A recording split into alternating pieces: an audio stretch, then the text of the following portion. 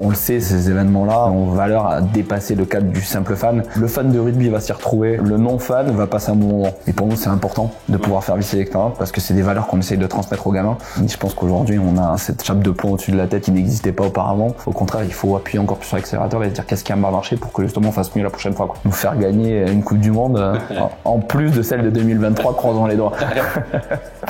Bonjour à toutes et à tous et bienvenue sur Storytellers, le nouveau podcast de Fastory qui explore l'univers fascinant de l'expérience fan et du storytelling. Je suis votre hôte Jules Vigroux, marketing manager chez Fastory et je suis ravi de vous accueillir dans ce podcast passionnant où nous interrogeons des grands acteurs du sport business, du marketing et de la fan expérience en général. Alors, préparez-vous à être inspiré et à découvrir des histoires fascinantes avec nos invités dans Storytellers, le podcast de l'expérience fan de Fastory.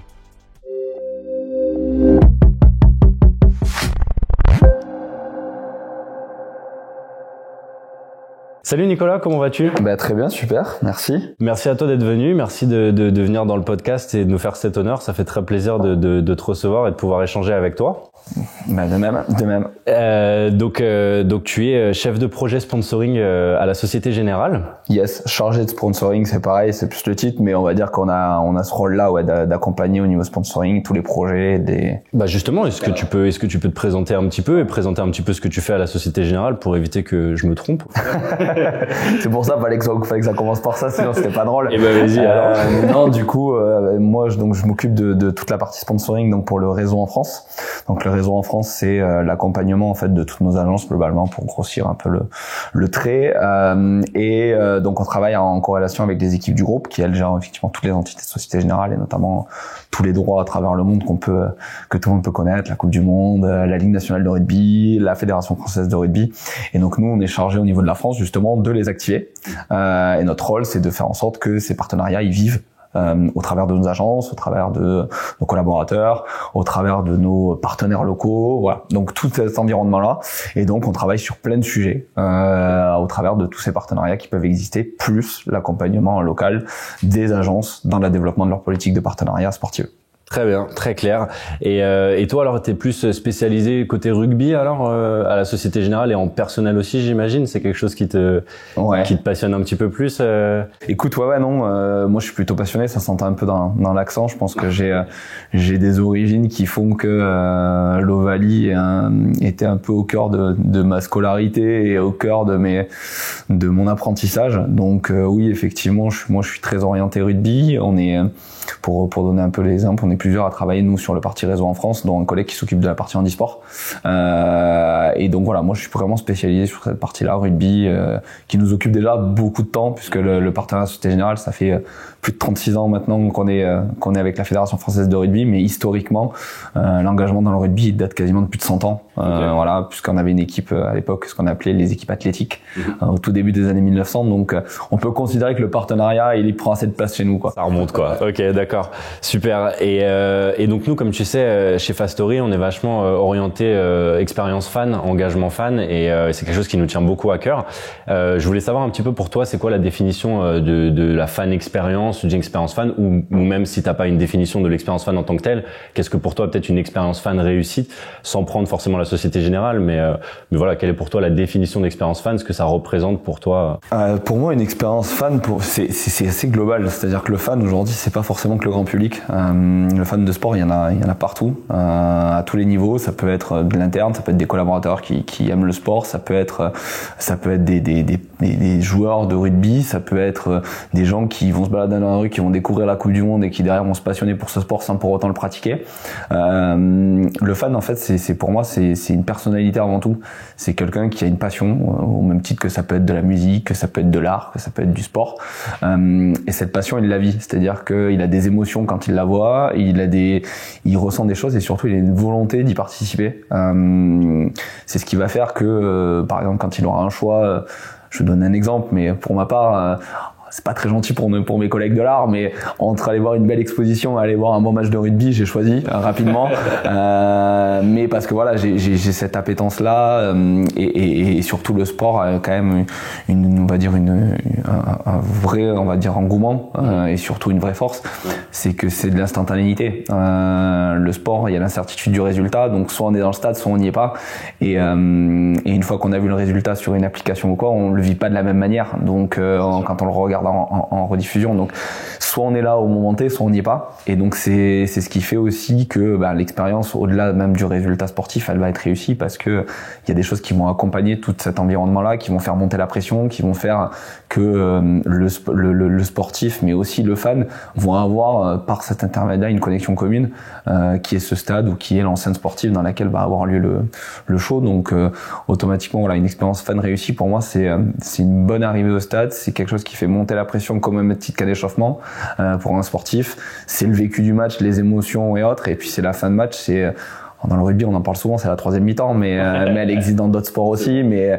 effectivement, c'est tout ce qui va faire que quand il va rentrer chez lui, le fan aura envie de revenir, quoi. Ouais, c'est quelque chose de très global. C'est tout un chemin presque que le fan va avoir. Enfin, c'est la route du fan un petit peu, quoi. Exactement, ouais. Et très bien. On est très d'accord avec avec cette définition.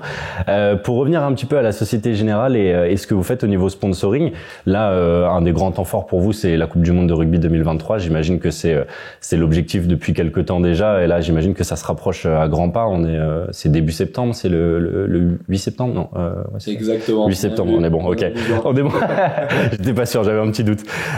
Donc j'imagine, ouais, gros temps fort important pour vous, forcément, beaucoup d'activations qui vont sûrement être mises en place. C'est quoi vos objectifs principaux pour cette Coupe du Monde? Alors j'imagine qu'il y en a beaucoup, sachant que quand on a discuté un petit peu tous les deux en off, tu me disais que par exemple sur les villages rugby, vous aviez une réelle volonté de ne pas faire forcément du commercial, d'avoir vraiment plus de la rencontre, des endroits, des fan zones, etc. Quels sont les objectifs principaux pour vous en tant que sponsor de la Coupe du Monde de rugby 2023?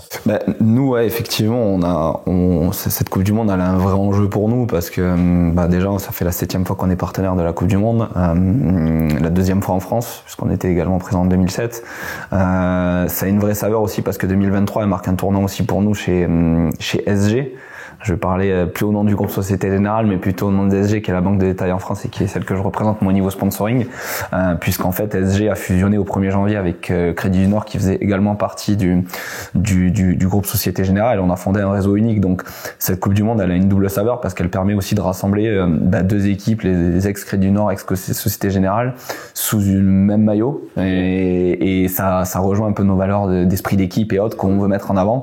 Donc cette Coupe du Monde, elle a une saveur là-dessus aussi en interne, elle va avoir aussi une saveur en externe, bien sûr, parce que on a des clients aussi qui aujourd'hui fusionnent et qui vont découvrir une nouvelle emblème, puisqu'on va parler aussi en logo sportif, et automatiquement l'idée c'est de les rassembler là-dessous, et de leur montrer que vraiment cette banque là elle a vocation à les amener, à les accompagner sur des beaux projets, et typiquement la Coupe du Monde de rugby en est un, parce qu'aujourd'hui elle va on le sait, ces événements-là, on parlait tout à l'heure de fan expérience, mais ont valeur à dépasser le cadre du simple fan. Ouais. On le sait, moi par exemple, je suis pas fan de volley. Quand il y a une Coupe du Monde de volley, je la regarde. Et là, elle a lieu en France, donc on va avoir des affichages partout, à la télé ou autre. Donc les gens vont être embarqués dans ce volley-là. Et donc l'idée, effectivement, oui, c'est de pouvoir accompagner nos clients, d'accompagner aussi le grand public, parce qu'on veut parler à tout le monde. Et les fans de rugby, comme tu en parlais, qui vont être présents sur les villages rugby, les fan zones, automatiquement leur recherche à eux, c'est de passer un bon moment. On parlait tout à l'heure de l'expérience fan, il faut faire monter la pression, il faut leur faire vivre quelque chose. Le commercial, bien sûr que oui, in fine, ça existe partout, tout le monde a envie d'en faire, hein. On fait pas non plus que la notoriété à 100%, on va pas se mentir, mais par contre c'est pas non plus, on n'y va pas avec un objectif clair et net en se disant aujourd'hui on veut vendre tant ou quoi que ce soit. C'est pas du tout l'idée. Au contraire, je pense que plutôt on veut montrer que cet engagement dans le rugby depuis 36 ans, il est pas issu d'un one shot ou quoi que ce soit, il est vraiment issu d'une relation pérenne, et que derrière effectivement les fans de rugby, cet engagement-là il perdure pas que sur la Coupe du Monde, il perdure aux côtés des 250 clubs amateurs qu'on accompagne tous les jours, et depuis plusieurs années, certains depuis plus de 20 ans. Donc il n'a pas fallu une Coupe du Monde, puisqu'on était même avant 2007 quand on a commencé à les accompagner. Donc voilà, donc pour nous c'est assez important d'être là-dessus et de pouvoir partager quelque chose avec les gens, partager un moment, partager un espace, et derrière, si bien sûr, voilà, s'ils ont vécu un bon moment, on a conscience que la relation sera tout à fait entre guillemets positive en agence ou autre avec eux, puisqu'on aura un terrain d'entente commun et un terrain de sportif commun. Ouais, forcément. D'accord. Et est-ce que justement sur ce même sujet, est-ce que vous comptez prendre en compte aussi justement, moi par exemple, je suis fan de sport en règle générale, mais forcément le rugby, je connais moins. Je suis plus que quelqu'un du foot, donc voilà. Alors ça va pas le faire. Les deux peuvent aller ensemble, hein, mais je m'y connais moins en rugby, j'ai moins suivi le rugby et je viens pas du tout d'une famille qui m'a appris les valeurs du rugby entre grandes guillemets. Donc je connais beaucoup moins, mais comme tu disais, pour toi une Coupe du Monde de volley, ça va t'intéresser pour le côté sportif. Moi c'est pareil, il y a la Coupe du Monde de rugby en France, on n'a pas vu ça depuis 2007. En 2007, j'avoue que je suivais pas trop, je pense, le sport à cet âge-là. Donc là, je sais que je vais suivre, mais justement, je m'y connais beaucoup moins. Est-ce que vous avez prévu un petit peu des choses justement pour ceux qui sont fans de sport, mais qui sont pas forcément fans de rugby, alors soit pour les éduquer un petit peu, ou est-ce que c'est juste pour les divertir? Est-ce que voilà un non fan de rugby pourra quand même s'y retrouver sur vos différents villages et sur les différentes choses que vous allez mettre en place, ou est-ce que c'est quand même vous visez quand même une population plus fan rugby quand même? Non, enfin, on a prévu de la pédagogie, c'est important, la pédagogie en interne, surtout parce que voilà, encore une fois, on fusionne deux réseaux. On a un réseau Société Générale qui est, on va dire, rouge et noir et qui a vu des protèges poteaux partout sur tous les terrains de rugby, donc globalement est au courant plus ou moins du fait. Mais c'est vrai que le rugby est aussi un sport qui est particulier par ses règles, qui sont assez mouvantes aussi. Et automatiquement, l'idée c'est de bien expliquer, voilà, qu'est-ce que c'est une passe en arrière, quelle est la spécificité des emblèmes des différents pays dans le rugby. On en parle peu, mais par exemple, voilà, l'Irlande est une seule, c'est l'un des rares sports où ils sont rassemblés sous une même bannière, puisque l'Irlande du Nord et l'Irlande classique jouent ensemble avec deux hymnes, alors qu'au foot c'est pas le cas. Ils sont bien séparés. Au JO, on a le côté britannique et le côté Irlande encore une fois de son côté. Enfin, donc c'est pour ça, c'est le sport, le rugby a ses spécificités sur le sujet. Donc nous, effectivement, on va faire de la pédagogie là-dessus. On en fait toute l'année sur d'autres sujets, mais là, effectivement, la Coupe du Monde est l'occasion d'en faire un peu plus. Et effectivement, après sur nos activations, je vais pas dévoiler ce qu'on va mettre en place, mais en tout cas, oui, effectivement, on essaye d'aller sur ce volet participatif. On a un cri de rassemblement qui s'appelle Ensemble tout se joue. Le concept, voilà, c'est vraiment de vivre un moment. Ça rejoint encore une fois nos valeurs d'esprit d'équipe, d'engagement, d'innovation. C'est des choses qu'on veut mettre en avant sur ces activations qu'on va mettre en place. Et dans l'idée, effectivement, pour nous aujourd'hui, c'est de faire vivre un moment ensemble et que voilà, on ressorte avec cette expérience-là sur le sujet. Donc, le fan de rugby va s'y retrouver. J'ai pas de doute sur le sujet. Le non-fan va passer un bon moment. Ça, j'en suis sûr aussi. Ok, bon, ça c'est cool. Alors, ça donne envie d'aller faire un tour dans ces cas-là. Et pour ce qui est des fan zones, c'était un sujet qui pourrait être assez sensible avec forcément la crise du Covid qui a un petit peu distancé les gens et qui fait qu'aujourd'hui, quand on parle de fan zone, il y a peut-être des gens avec qui ça peut faire un petit peu froid dans le dos. Est-ce que vous avez pris ça en compte? Est-ce que vous avez un petit peu adapté ces fan zones? Est-ce que c'est juste un point de rassemblement? Enfin, est-ce qu'il y a des choses qui ont été prises en compte un petit peu suite forcément à cette crise-là? Est-ce que vous pensez qu'il va y avoir autant d'engouement sur le côté fan zone? Je sais pas, hein, je suppose. Moi, je pense pas que ça va poser beaucoup de problèmes. Ça reste une grosse compétition sportive, mais on a vu encore qu'aujourd'hui les rassemblements se refont beaucoup plus. Mais il y a toujours ce petit côté un petit peu peur. On n'est jamais à l'abri. Voilà. Est-ce que vous avez fait évoluer les fan zones par rapport à ça, ou est-ce que vous dites juste que les gens vont venir de toute façon et ils vont profiter, quoi? Bah, nous, en fait, oui, de toute façon, le Covid, il a modifié beaucoup de choses. Je pense qu'aujourd'hui, on a cette chape de plomb au-dessus de la tête qui n'existait pas auparavant et qui est venue perturber tout ça. Maintenant, je pense que c'est un mal pour un bien, c'est-à-dire que on prend plus de précautions dans ce qu'on veut créer. Alors nous, effectivement, sur les villages rugby, on n'est pas organisateur pur, c'est-à-dire que nous, on vient se greffer ou on viendra se greffer en tant que partenaire. En tout cas, c'est les sujets sur lesquels on travaille avec les villes et autres. Mais voilà, les villes que ce soit, je pense, l'organisateur a pris en compte tous ces volets-là. Après, est-ce que ça va venir impacter je pense que cette chape, elle va venir impacter ou non les villages. Je pense qu'en fait, elle va venir l'impacter positivement. Les gens ont tellement été sevrés d'événements pendant 2 ans. On l'a vu quand les stades ont rouvert, les jauges ou autres, les peu de jauges ont ouvert. C'était la guerre pour avoir des places. C'était la guerre parce que les gens ont envie de se retrouver, de vivre des choses ensemble. On a quand même été tous fait perturber pendant 3 mois, sevré de sport ou autre, et de voir des tribunes vides avec des grandes bâches à la place des supporters, c'était quand même pas incroyable. On en était arrivé à mettre quand même des sons de supporters dans des stades pour à la télé pour se avoir l'impression qu'on avait à nouveau cette ambiance-là.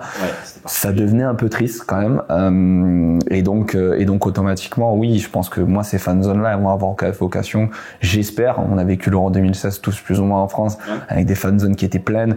Et c'est pareil, on avait à ce moment-là une crainte du terrorisme. Donc c'était pareil. On sortait des attentats au Stade de France. Donc c'est pour ça que je suis pas forcément inquiet là-dessus. Je pense que les gens ont envie de se retrouver, les gens ont envie de passer un moment. Et puis on sera à la rentrée, septembre-octobre. Donc les gens rentreront de vacances, ils seront bien reposés. Donc ils auront de l'énergie à revendre dans les stades et dans les fan zones, j'en suis sûr. Bon, bah, c'est trop bien. Alors tout l'inverse, parfait. Et par rapport un petit peu, si on peut évoquer maintenant le sujet du handisport, parce que je sais que à la Société Générale vous êtes partenaire depuis 2003. Si j'ai bien fait mes recherches encore une fois, avec la Fédération française de handisport. Est-ce que tu peux me dire un petit peu ce que représente ce partenariat et un petit peu qu'est-ce que vous mettez en place, parce que je sais qu'il y a aussi une Coupe du Monde d'handi rugby qui va avoir lieu alors à peu près dans les mêmes dates, je crois. Est-ce que vous êtes sponsor aussi là sur cet événement-là? Quelle est un petit peu la place du handisport dans le sponsoring de la Société Générale? Le handisport, c'est le deuxième axe le plus ancien entre guillemets après le rugby, puisqu'on va fêter nos 20 ans de partenariat cette année. Je me permettrai pas de faire trop d'erreurs dessus parce que je suis pas l'expert sur le sujet. C'est mon collègue qui s'en occupe, Georges Kaufmann, et qui est notre bible sur le sujet. Donc je m'avancerai pas trop, mais effectivement le handisport, oui, c'est un sujet qui est hyper important chez nous. C'est quelque chose qui est énormément valorisé en interne par nos ambassadeurs notamment qu'on sollicite. Et justement dans ce cadre-là, on est partenaire de Jonathan Hiverna, qui est notre ambassadeur, qui est capitaine de l'équipe de France de rugby fauteuil, qui est récemment champion d'Europe encore une fois à Cardiff, l'année dernière qui a été champion d'Europe pour la première fois en France, qui ont battu les champions olympiques britanniques de Tokyo. Donc je pense qu'ils arrivent avec le couteau entre les dents pour l'année prochaine. Et effectivement, c'est important pour nous parce que pourquoi le rugby fauteuil? Parce qu'on se dit partenaire de tous les rugby. Et tous les rugby, c'est le rugby à 7, c'est le rugby à 15, c'est le rugby fauteuil. C'est faire en sorte que le sport soit accessible au plus grand nombre. Et ça, c'est important pour nous. Donc le rugby fauteuil, c'est un engagement qui est hyper fort pour nous. On essaye de le mettre en avant énormément nous sur nos activations. Quand on fait du rugby, on essaye de mettre du rugby fauteuil pour faire de la sensibilisation, pour faire de la médiatisation. On essaye d'accompagner autant faire que se peut ce sport-là et cette discipline-là. Donc oui, on est ravis en tout cas de pouvoir les accompagner, de pouvoir faire en sorte que cet asset-là soit mis en valeur et surtout que les gens comprennent les règles, parce que le rugby fauteuil, il a quand même quelques spécificités. Je parlais de la passe en arrière, elle n'existe pas au rugby fauteuil. Ouais, c'est quelque chose, voilà. Mais j'invite franchement les gens à les tester, parce que moi-même qui étais un peu, on va dire, surpris par ce sport-là, je me suis mis dans un fauteuil face à Jonathan. Et être sur le côté par terre en mode tortue parce qu'il nous a renversé en nous mettant un beau carton, c'est quand même pas drôle, et on se rend compte vraiment de l'intensité qu'ils mettent dans ce sport-là. Okay. Et pour le coup, on parle souvent de personnes en situation de handicap qui font du sport. J'invite vraiment les gens qui sont valides à essayer. Et je pense que ce jour-là, ils se rendront compte que c'est eux qui sont plutôt en situation de handicap, et qu'en fait, ces personnes qui sont considérées comme à mobilité réduite aujourd'hui, elles ont une vraie force parce qu'aujourd'hui, grâce à ces sports-là, elles s'épanouissent. Et c'est important de montrer que pour une fois le rapport de force, si tant est qu'il y en ait un, et moi je pense pas qu'il y en ait, en tout cas d'un point de vue personnel, il s'équilibre, voire même il s'inverse, et c'est là où c'est super intéressant, quoi. Bah c'est cool, justement pour les gens qui nous écoutent ou qui nous regardent, ça vaut le coup d'aller voir un petit peu ce que c'est, parce que c'est pas ce qu'on imagine, c'est pas juste du rugby dans un fauteuil comme le nom pourrait l'indiquer. C'est un mélange de plusieurs sports, et donc ça se joue pas avec la même balle, pas de la même manière, donc ce serait intéressant d'aller voir, mais c'est intéressant que tu aies essayé justement. Mais n'hésitez pas à aller voir ça, c'est différent que ce que l'on croit, et c'est très intéressant. Pour ce qui est donc toujours sur la Société Générale, vous communiquez beaucoup forcément sur les actions que vous faites d'un point de vue très national, parce qu'il y a des actions comme la Coupe du Monde qui concernent la France entière, mais vous avez quand même beaucoup plus d'actions, enfin vous avez aussi de nombreuses actions qui sont en local, comme tu disais, avec des plus petits clubs, ce genre de choses, et un des projets que j'ai découvert, c'est Terrain Favorable, donc votre web-série qui a commencé en 2017. Est-ce que tu peux nous parler un peu de ce projet, nous dire à quoi correspond ce projet et quel est l'objectif de ce projet pour ceux qui connaîtraient pas? Alors déjà, le Coupe du Monde Monde de rugby, il faut avoir en tête que oui, effectivement, c'est la France parce qu'elle va se dérouler en France, mais pour nous, elle a une vocation à vraiment être pérennisée à l'ensemble de l'échelle du groupe, parce que voilà, je vais pas, mes collègues du groupe travaillent vraiment sur le sujet pour faire en sorte que cette Coupe du Monde, elle rayonne au niveau international et que toutes nos entités, qu'elles soient au Japon, en Amérique ou autre, puissent profiter de cette Coupe du Monde là et en tout cas la fasse vivre en local. Oui, elle est importante pour nous parce qu'elle est en France, on est un groupe français et voilà, elle a une saveur particulière pour nos entités, comme j'en parlais tout à l'heure, mais elle a vocation quand même à travailler à l'international et encore une fois, par rapport au boulot qu'ils font, c'est quand même monstrueux, il faut l'avoir en tête parce que c'est un vrai sujet qui dure depuis plusieurs années maintenant chez nous. Donc ça, c'est le premier sujet. Et effectivement, au niveau local, oui, on a des activations. On a, comme je disais tout à l'heure, on accompagne plus de 250 clubs amateurs. On accompagne aussi des actions de développement. Voilà, on permet à des enfants d'être ramasseurs de balles sur des matchs du 15 de France, de nos clubs partenaires, ce genre de choses. C'est des choses qu'on fait un peu en action money can buy, mais pour nous, c'est important de pouvoir faire vivre ces expériences parce que c'est des valeurs qu'on essaye de transmettre aux gamins. Et on sait qu'un gamin qui a des étoiles dans les yeux derrière et qui a découvert ce sport et qui a vu ses idoles, automatiquement, il a tendance à rentrer à l'école et être entre guillemets plus assidu ou fan de ce sport et à suivre encore plus de manière plus précise ses valeurs. Donc c'est important pour nous. Et effectivement, ouais, terrain favorable. Alors moi, j'en suis pas à la tête puisque c'est nos équipes groupes qui s'en occupent sur ce sujet-là. Pour moi, c'est une série qui a une vraie vocation à raconter des histoires atypiques du rugby. On rentre dans le quotidien des gens, on rentre dans le quotidien des clubs, on leur permet de vivre une expérience et de grandir au travers des grands ambassadeurs qu'on peut avoir, Johnny Wilkinson, Thierry Dussautoir, et j'en passe. Là, la prochaine édition va sortir très prochainement, le 1er juin sur nos chaînes YouTube. Et effectivement, on a été un peu dans les terres du rugby français, le Pays Basque exactement, où effectivement, pour la petite histoire, Charles Olivon, qui est un de nos ambassadeurs aussi, est originaire de là-bas, donc automatiquement il y a aussi cet asset-là, mais elle a vocation effectivement à faire vivre, à faire grandir les clubs, à les mettre en valeur, à mettre en valeur ces histoires-là, à mettre en valeur les on va dire, je vais paraphraser, mais à mettre en valeur les valeurs du rugby, et ce qu'elle promeut, mais également aussi elle nous permet pour nous de faire vivre des expériences uniques à nos ambassadeurs. Sur d'autres saisons, on leur a permis d'aller à l'étranger, notamment en 2019 au Japon où ils ont pu rencontrer des locaux et autres. Je pense qu'on leur permet aussi de vivre des expériences qu'ils feraient pas d'eux-mêmes, d'aller dans des territoires qu'ils ne connaîtraient pas et de peut-être justement repartir aussi avec un mindset complètement différent, se rendre compte de ce qu'ils peuvent apporter et de comment ils peuvent accompagner ce développement-là. Donc j'ai envie de dire, c'est une série qui au-delà de son émotion et des plateformes de streaming qu'on peut connaître aujourd'hui, a vocation à vraiment rentrer dans le quotidien et à faire vivre quelque chose d'unique, un moment unique, et qui peut changer entre guillemets un club ou même potentiellement une personnalité. Et c'est exactement dans cette vocation-là qu'on veut aller sur cette série-là. En tout cas, moi, c'est comme ça que je le ressens quand je la regarde. Et je trouve que pour le coup, c'est vraiment des valeurs qu'on garde. C'est quelque chose qui est assez émouvant à certains moments. Et j'invite vraiment les gens à aller regarder la prochaine saison parce que voilà, on a de très bons échos dessus et je pense qu'il y aura de belles choses à raconter encore. Hâte de voir ça. Tu peux nous rappeler la date de sortie? Ouais, 1er juin. 1er juin sur les plateformes YouTube, Société Générale exactement. Et puis d'ici là, on peut faire un petit teasing. Il y a 3 saisons à regarder. Ah ouais. Ça occupera les séries, les soirées d'ici le 1er juin. Ok, parfait. N'hésitez pas à regarder ça alors. Et donc oui, en fait, c'est un petit peu presque enfin, ces actions-là que vous mettez un petit peu en place, c'est presque du sponsoring de proximité en fait. Vous avez vraiment des actions qui sont. Est-ce que vous avez aussi des actions qui se font de manière régionale aussi, peut-être avec les différentes régions? Vous avez aussi peut-être des actions qui sont mises en place, j'imagine. Ouais, non. Enfin, pour compléter ce que tu dis, on a effectivement des actions très régionales. On en a parlé. On a les grands partenariats, mais que tout le monde connaît. Et puis effectivement, encore une fois, quand on se dit partenaire de tous les rugby, au-delà même de la discipline, on s'attache aussi au niveau. C'est-à-dire que on va pas forcément regarder le niveau du club. On accompagne des clubs qui sont en niveau régional, on accompagne des niveaux fédéraux, on regarde l'historique, ce qu'on peut faire avec eux, comment on peut les accompagner. On a une vocation quand même qui est importante chez Société Générale, c'est qu'on est rarement sur du one shot, même si c'est même quelque chose qu'on essaye de ne pas mettre en place. On veut une relation pérenne et on veut pouvoir construire ensemble. Quand on construit un partenariat, on essaie de voir comment on peut accompagner le club dans son développement, comment on peut le faire sortir de sa zone de confort et potentiellement le faire grandir.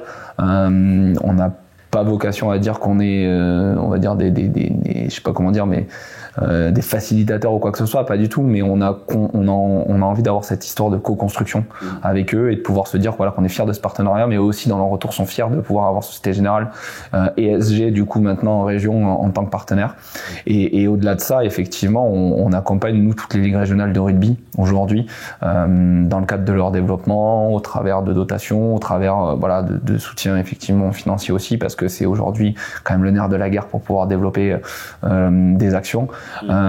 Et ça aujourd'hui c'est des partenariats qui sont importants pour nous parce que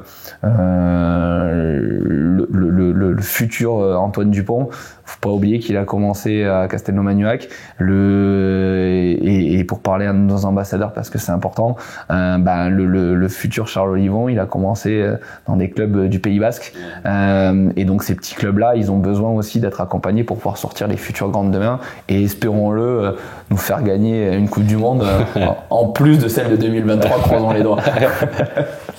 D'accord, très bien. On croise les doigts pour le coup, ça ferait plaisir. Mais c'est mon code partenaire Fédération Française de Rugby qui parle au-delà du et peut-être même le cœur un peu aussi. Ça s'entend en tout cas, ça s'entend. Et justement pour parler un petit peu de ces ambassadeurs, c'est vraiment en fait un de vos fers de lance pour toute cette organisation là, autant en termes national et international. T'en parles souvent et ça a l'air d'être des personnes importantes à la Société Générale. Comment est-ce que vous activez ces ambassadeurs? Qu'est-ce que vous faites avec eux justement pour développer cette communication? Comment vous faites vivre la Société Générale à travers ces ambassadeurs? Nous, en tout cas, chez SG, on a vraiment vocation à les utiliser dans le cadre de nos conventions internes, de pouvoir leur faire vivre une expérience, de partager leur vécu avec nos collaborateurs, mais aussi potentiellement sur des événements externes auxquels on peut participer en tant que partenaire.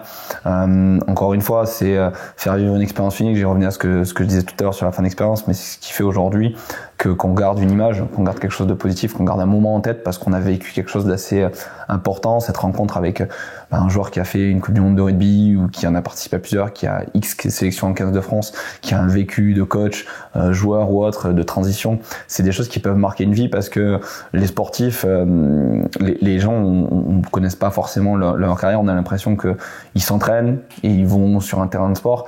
Bien au contraire, aujourd'hui ils ont vraiment tout un cadre à préparer.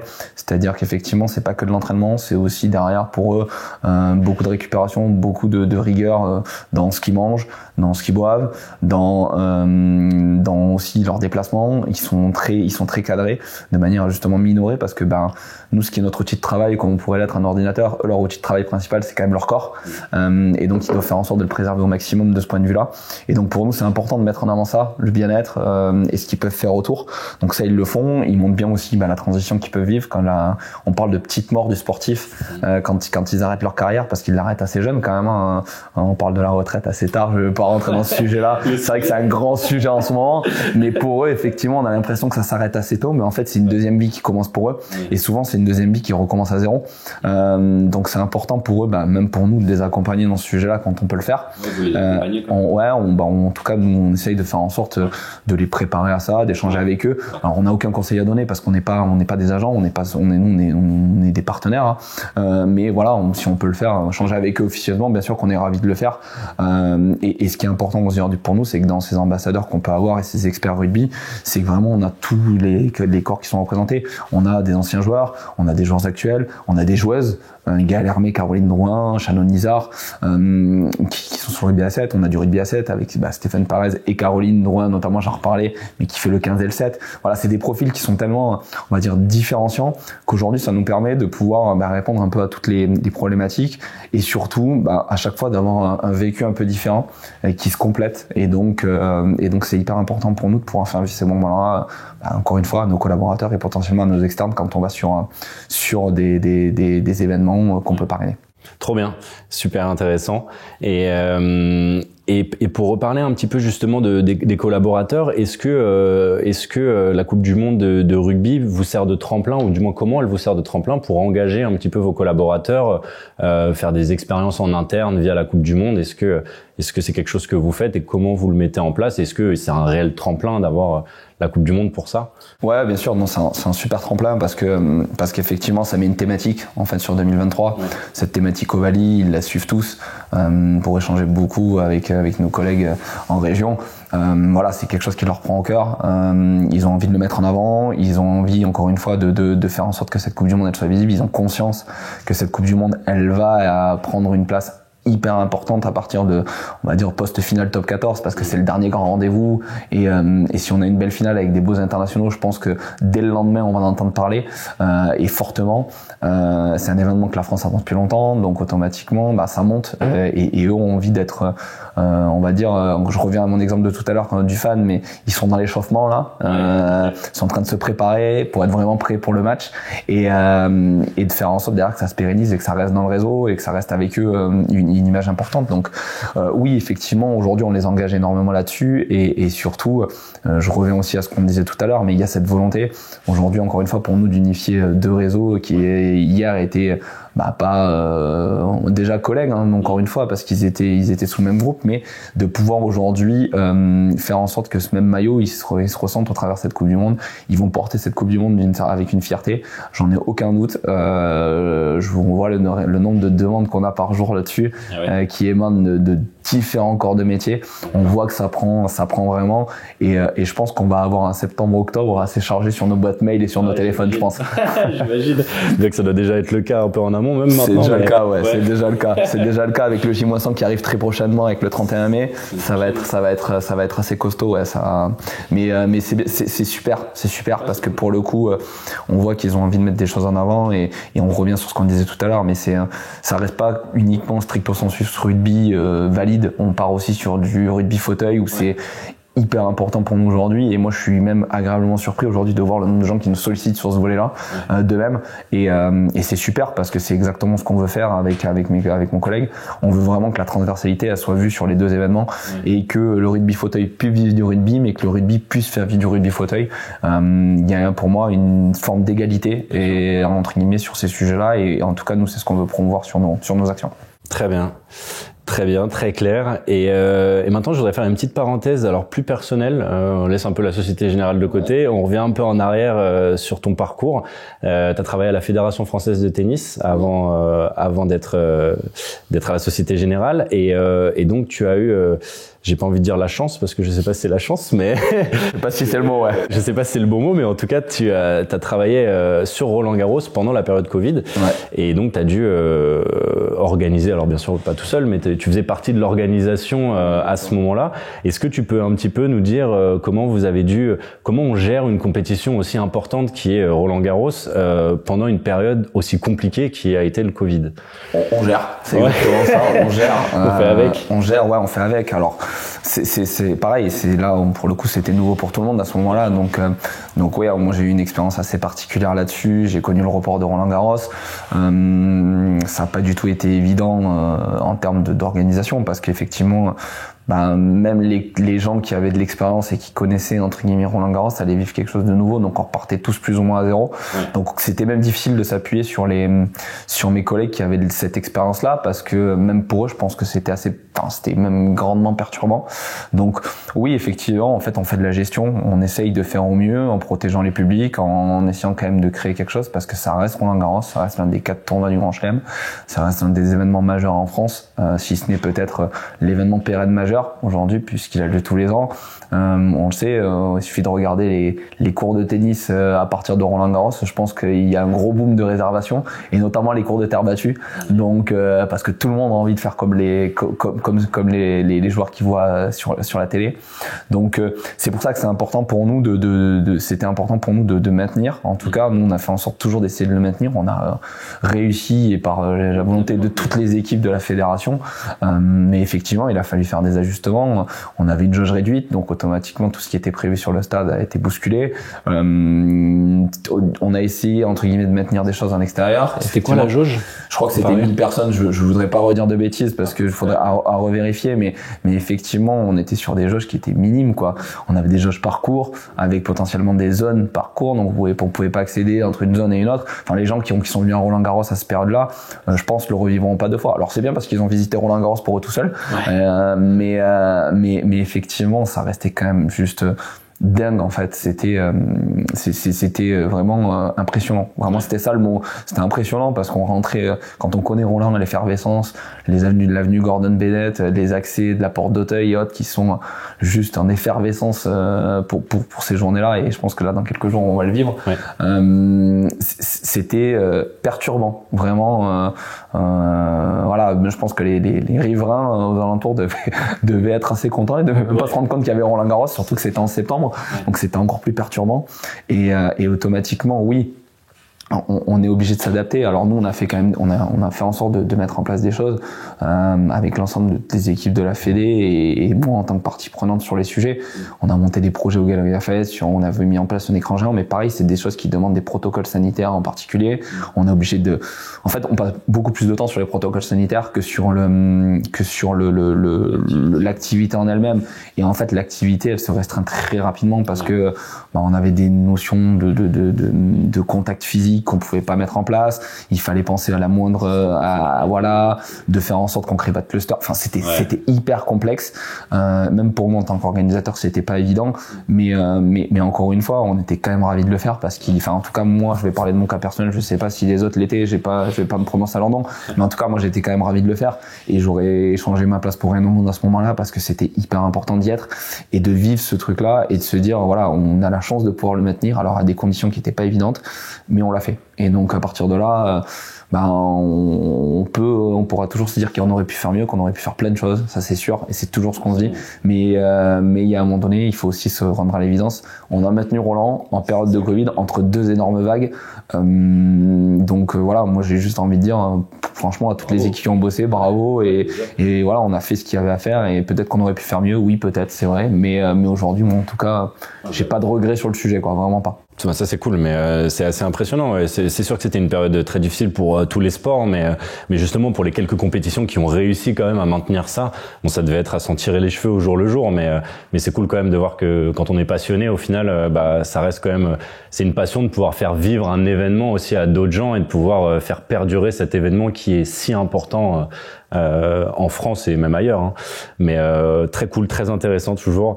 Et pour finir, j'aurais juste deux petites questions. Est-ce que tu pourrais nous donner un petit, alors soit un top 3, soit nous dire un petit peu une ou un top 3 des expériences toi que tu as vécu en tant que fan qui ont soit été vraiment trop cool, trop bien, vraiment c'était parfait de A à Z.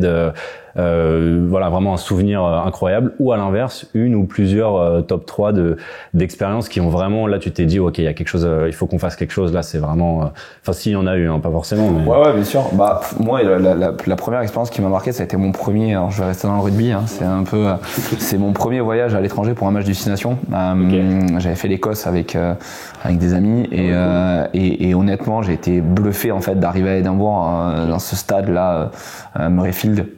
On arrive, on est en tram, on se demande où on débarque au milieu des champs et on voit cette espèce de vaisseau au milieu qui est posé là et en fait qui paraît de l'extérieur assez petit et qui en fait est creusé dans le sol, donc quand on rentre dedans qui devient une vraie cathédrale en fait. Et puis cette ambiance autour du stade, quoi, de voir les Français et les Écossais en train de jouer au rugby devant le stade comme si de rien n'était, et puis derrière vraiment, voilà, moi ça reste un moment fort je pense dans le rugby, mais l'hymne écossais ça reste quand même quelque chose à vivre. Je pense que j'invite tous les gens un jour, s'ils ont l'occasion de le faire, à Édimbourg. Je crois que c'est la première fois que j'ai vu des Français se taire et filmer et être à deux doigts de chanter vraiment l'hymne national tellement c'est prenant. Et je trouve que pour le coup ils ont réussi vraiment à marketer ce côté-là avec cette impression-là, et pour le coup il y avait rien d'exceptionnel dans ce qu'ils faisaient, mais il y avait cette ambiance, cet engouement de voir les Écossais habillés en kilt de la tête aux pieds.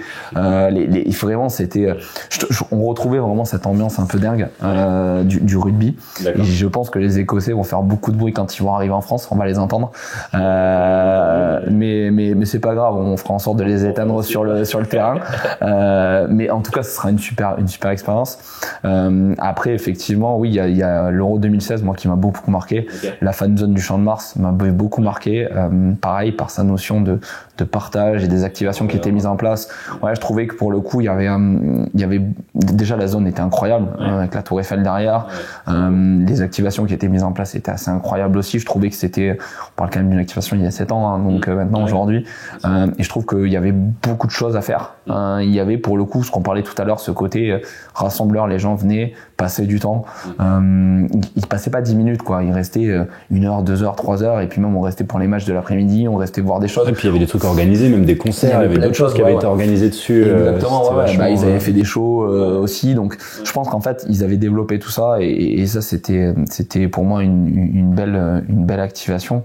Et je dirais en troisième, je trouve qu'il y a une virage qui a été pris notamment par la Ligue nationale de rugby depuis quelques années maintenant, mais voilà, le fait de ne pas se contenter que du rugby, notamment sur la finale du top 14, et d'aller chercher un show de clôture avec notamment des artistes ou autres, je trouve qu'effectivement, alors les choix sont contestables ou pas, moi je suis pas là pour dire le sujet, et c'est pas mon avis personnel, parce que moi je trouve que pour le coup ils ont la volonté de tenter des choses en tout cas, et de faire en sorte de faire vivre une expérience en plus aux supporters qui viennent au stade et qui viennent voir une finale. On le sait, une finale c'est toujours une déception pour l'une des deux équipes, donc on a des supporters qui restent, qui s'en vont, et forcé de constater, alors qu'effectivement pas tous les supporters adverses restent, mais au moins certains veulent rester parce qu'ils ont envie de voir l'artiste qui était prévu ou ce genre de choses. Donc ça permet de créer un engouement en plus, ça permet de créer ce genre de choses, et ça c'est plutôt intéressant. Je trouve qu'il faut le tenter, faut peut-être aller dans ce virage là, je sais pas si ça se pérennisera ou pas, mais en tout cas c'est au moins ils ont la vocation de tenter des choses, et ce qui aujourd'hui est peut-être pas le cas sur d'autres sports. Mais encore une fois, je pense que la culture française est un peu plus complexe que d'autres. On n'a pas du tout cette culture d'arriver très en avance au stade, où on a plus le fait d'aller boire un verre en amont. On sait aussi, voilà, il y a des contextes qui permettent pas ce genre de choses. Le fait d'avoir des bars pas forcément à proximité du stade, ou ce genre de choses, aide pas. Donc automatiquement, voilà, il y a un engouement qui se crée. Je pense qu'aujourd'hui, pour revenir au sujet de la Coupe du Monde de rugby, les fan zones notamment vont être un vrai je pense que ça va être le vrai lot de célébration en fait. Les stades, on le sait, voilà, il y a peu de place pour peu d'élus, hein, c'est malheureux, mais malheureusement c'est comme ça, et les stades sont pas extensibles, hein, donc on peut pas mettre tout le monde dans le stade. Et pour le coup, je pense que l'avantage de ces fan zones, c'est qu'elles vont donner un vrai lieu de célébration pour les gens qui ont des places ou qui n'en ont pas, pour les supporters français et étrangers, un lieu de rencontre, un lieu d'échange, et c'est ça qui est super, moi je trouve, sur les compétitions internationales, c'est que voilà, on se retrouve à boire des coups, à échanger, à rigoler, à faire un baby, à faire un truc avec des supporters d'un autre pays qu'on n'aurait jamais rencontré. Peut-être qu'on serait croisés dans la rue, on serait même pas parlé. Et là, en fait, on est dans cette ambiance-là, dans ce mood-là, et on partage des expériences. Donc, je trouve que c'est ça qui est hyper intéressant dans ces lieux de célébration-là, quoi.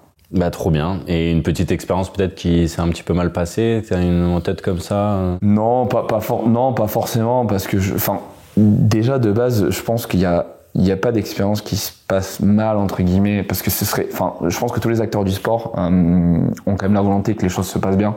On va toujours dans une optique d'aller chercher des choses assez intéressantes pour faire en sorte que les gens passent un bon moment ou autre.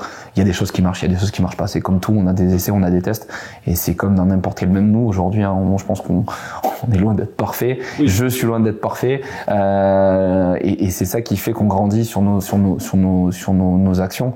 Donc effectivement, pas une expérience qui s'est mal passée, mais encore une fois, je pense qu'il faut plutôt encourager quand les organisateurs ou tentent des choses, donner des retours d'expérience. Il faut pas que ce soit un modèle ascendant-descendant, justement au contraire, il faut que ce soit un modèle collaboratif, s'appuyer sur le retour des fans de ce qu'ils attendent, mais aussi s'appuyer sur ce que le sport peut apporter en termes d'expérience, et derrière créer des choses. On le voit, hein, il y a des choses très basiques à faire, hein. Le foot commence à s'y mettre, mais les couloirs d'entrée pour les joueurs, le Stade Toulousain le fait notamment, à chaque fois qu'ils viennent au stadium, ils placent ce bus, il faut un énorme couloir de supporters pour faire un peu ce couloir d'entrée, un peu en mode show des joueurs. On le voit, il y a un stade qui est un peu qui est à ce niveau-là, mais qui est pour moi Twickenham qui a cette espèce d'entrée historique avec les joueurs, où les gens viennent 2 à 3 heures avant pour être au bord de la barrière pour pouvoir voir les joueurs. Donc c'est quand même assez incroyable. Et pour le coup, je pense que c'est ces petites doses, en fait, ces petites choses qui font que on se dit ouais, j'ai vécu ce moment-là, ou qu'on presse sur la barrière pour avoir la photo du joueur qui passe à 2 cm de vous, de pouvoir juste lui toucher la main. Et c'est ce qui fait que voilà, c'est des choses qui coûtent pas grand-chose, qui marchent pas, parce qu'il y aura toujours des gens qui seront déçus, des gens qui seront contents parce qu'ils n'ont pas pu y accéder. Mais en tout cas, il y a des choses qui sont mises en place, et ça, je pense qu'il faut l'encourager. Donc, j'ai envie de dire, plutôt que de dire une expérience qui se passe mal, non, plutôt encourageons le fait de mettre en place des choses, et faisons en sorte que justement les organisateurs, les fédés, les ayants droit, enfin peu importe, aient envie cette vocation-là, à aller dans ce virage-là, et qui s'arrête pas au premier échec, parce que justement c'est pas du tout le sujet, quoi. Au contraire, il faut appuyer encore plus sur l'accélérateur et se dire qu'est-ce qui a pas marché pour que justement on fasse mieux la prochaine fois, quoi. Bah, c'est une super conclusion, c'est une meilleure réponse au final que ce qui était prévu, c'est parfait. Génial. Merci beaucoup Nicolas pour ton temps, et peut-être à bientôt sur un autre épisode de ce podcast. Génial, avec plaisir, et bon courage à toute l'équipe pour la suite, il y a des beaux projets qui s'annoncent, donc bah, c'est très gentil. Voilà. Merci beaucoup Nicolas, bonne journée, à bientôt. Merci d'avoir écouté Storytellers. Chez Fastory, nous sommes convaincus que l'expérience fan est la clé de la réussite des marques, et c'est pourquoi nous mettons cet élément au centre de toutes nos actions. Nous sommes déterminés à aider nos clients à créer des expériences qui représentent leur communauté et qui établissent des liens émotionnels forts avec leurs fans. Nous espérons que notre podcast vous a inspiré à créer des liens plus forts avec votre communauté. Si vous êtes intéressé pour une démonstration de l'outil Fastory, alors n'hésitez pas à vous rendre sur notre site internet fastory.io pour y découvrir nos nombreuses réalisations. Et comme toujours, si vous voulez en savoir plus sur les bonnes pratiques de l'engagement ou tout simplement échanger à propos du podcast, n'hésitez pas à nous envoyer un petit message sur nos réseaux sociaux @Fastory, et surtout à vous abonner à ce podcast. Merci encore de nous avoir écoutés, et à bientôt sur Storytellers.